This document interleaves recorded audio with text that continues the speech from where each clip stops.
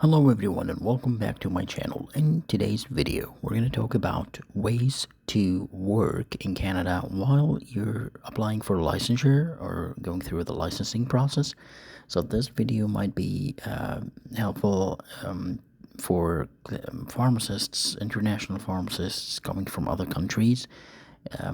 As you know, the licensing process may take a year and a half or 2 years to achieve. So during the year and a half or 2 years, you might be short on money. You may need to get some sort of a job to support yourself, your family, if you're already in Canada.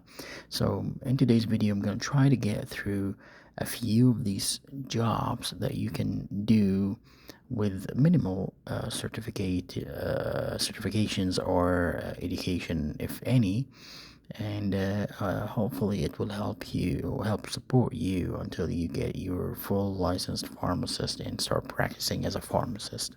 So the objective of today's video would be to help international pharmacists find legal, relevant, and income generating roles while they work toward becoming a licensed pharmacist in Canada. Of course, there's a major key limitation here. You cannot practice as a pharmacist until you get the full license. So none of these jobs would be a pharmacist job. The first one I want to talk about today is the pharmacy assistant job, and this is one of the most popular ones. And the reason for that is you don't need a license to practice as a pharmacy assistant. It's different from a pharmacy technician, which I'm going to talk about in a minute. A pharmacy assistant has different sorts of job, different sorts of work that they do, and they don't need a license for that.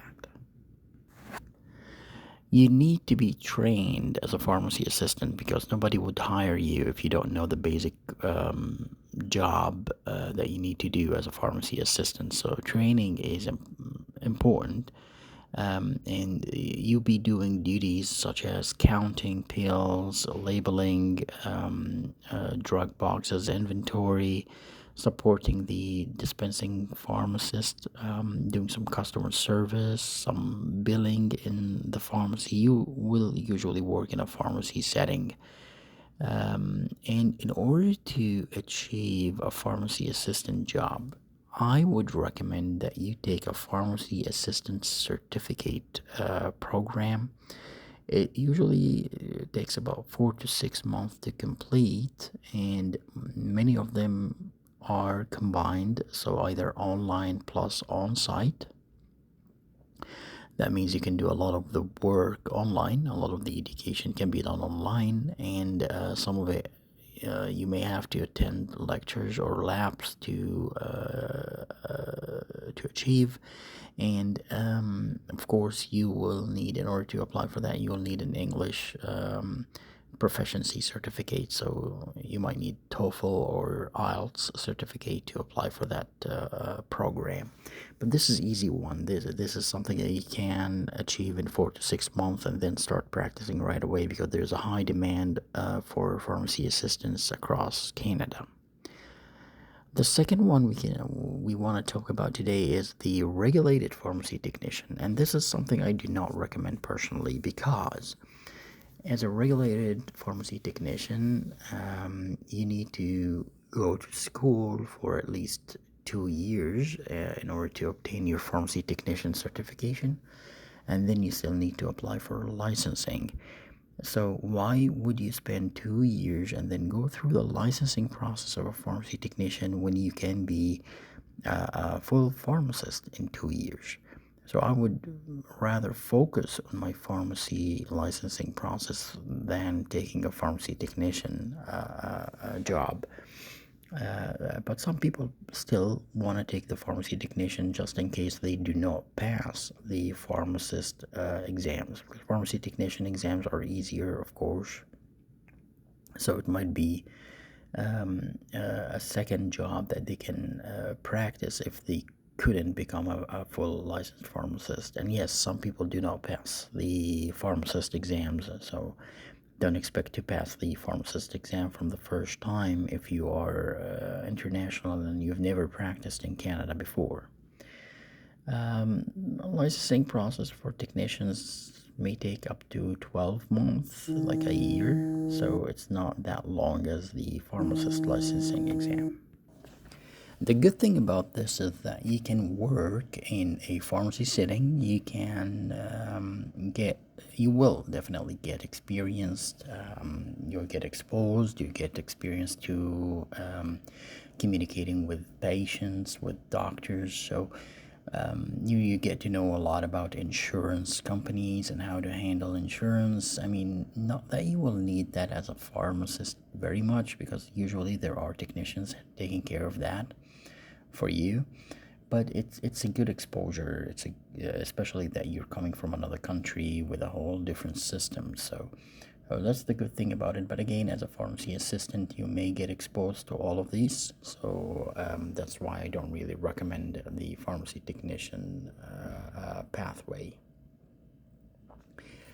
The next possible job you can work in is a research assistant, something like a clinical trial assistant. And for this one, you don't really need a license to work as a research assistant. You may need a bachelor's degree with good English language. You may need something called the GCP certificate, which is an online certificate. You can even get that for free. And I'm going to show you some resources to get that for free. Your duties would include data collection, entry, patient follow-ups, literature reviews, all very easy, don't need any specific education, but I would recommend to get a GCP certificate actually, because it will strengthen your portfolio when you apply for one of these. It shows that you already have the knowledge. You're not just any random person applying for the job. A GCP certificate, like I mentioned before, could be achieved online and for free. So I'm going to show you something in a minute on how to obtain GCP certificate for free.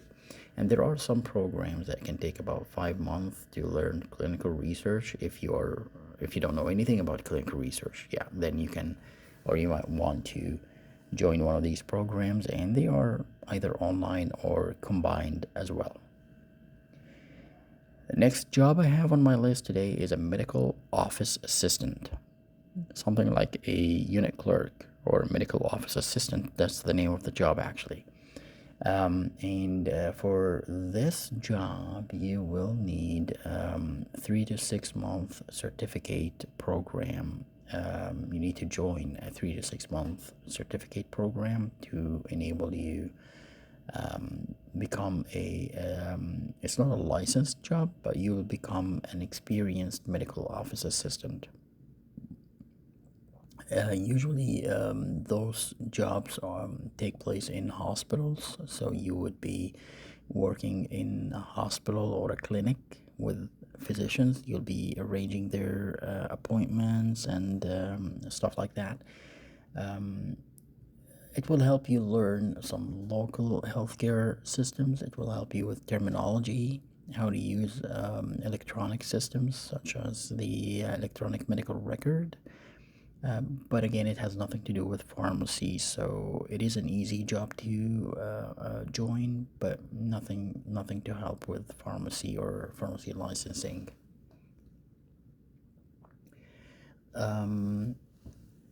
The last job I have on my list today is a health product or medical representative for a pharmaceutical company, and this is one of the easiest jobs you can join. You just need to be fluent in English and have some drug knowledge. You get some basic training from the pharmaceutical company, so you don't need to join any course to get the experience. Of course, it's preferred if you already did the job before, like in your country you did work as a pharmaceutical representative before, then you already have the experience and you can immediately join in as a pharmacy rep. Some places require you to have a license, and other places don't really require a license. So you need to look around and communicate with for different companies. And yeah, these are the majority of the jobs that you can join if you're in the process of getting a license in Canada. Again, most of them will take around 4 to 6 months to achieve the education required, and some of them don't really need any education or certification. So yeah, some of the jobs I did not mention today because I don't really think they are appropriate for a pharmacist and may actually get you distracted from achieving what your goal is working for places like Starbucks or Tim Hortons. Like this is not really a pharmacist kind of a environment. So and the workload is really high, and you'll be very exhausted. I doubt that you can find time to study for your licensing exam. So I didn't mention these jobs, but they are available, and you can join some of these places if you like to. Let me know in the comments if you need any more information, and I'll see you in the next video. Thanks for watching.